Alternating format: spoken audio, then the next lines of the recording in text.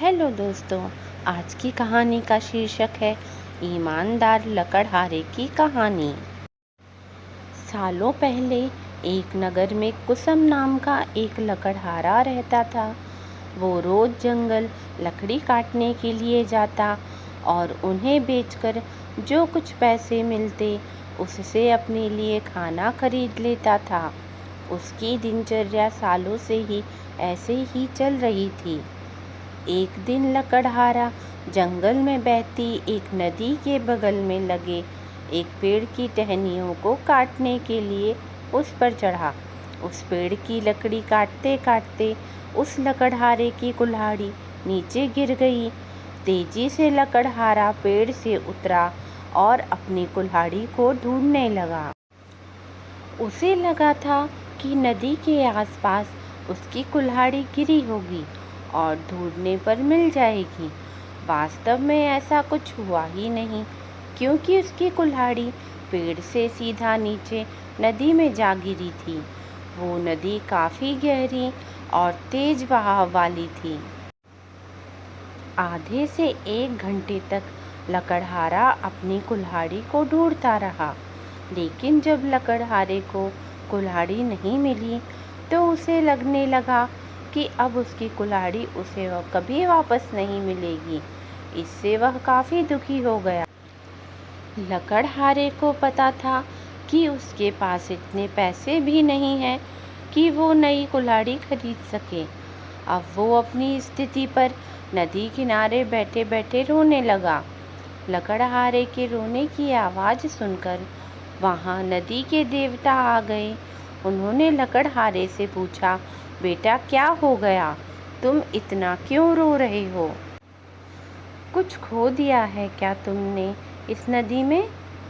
नदी के देवता के सवाल सुनते ही लकड़हारे ने उन्हें अपनी कुल्हाड़ी गिरने की कहानी सुना दी। नदी के देवता ने पूरी बात सुनते ही कुल्हाड़ी को ढूंढने में लकड़हारे की मदद करने की बात कही और वहाँ से चले गए।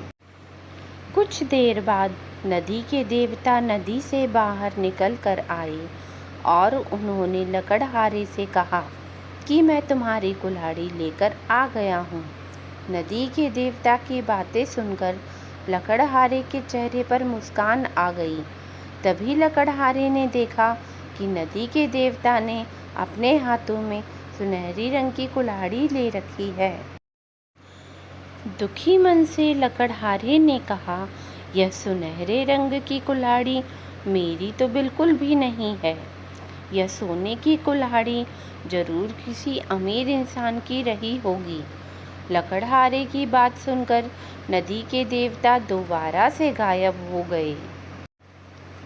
कुछ देर बाद नदी के देवता दोबारा नदी से बाहर निकले।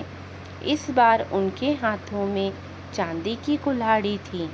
उस कुल्हाड़ी को देखकर भी लकड़हारे को खुशी नहीं हुई। उसने कहा कि ये भी मेरी कुल्हाड़ी नहीं है, ये किसी दूसरे इंसान की कुल्हाड़ी होगी।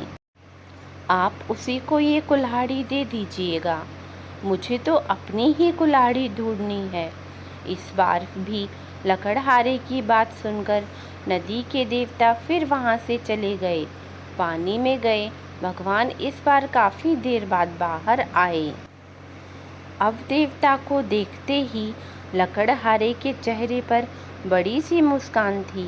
उसने नदी के देव से कहा कि इस बार आपके हाथ में लोहे की कुल्हाड़ी है और लग रहा है कि ये मेरी ही कुल्हाड़ी है।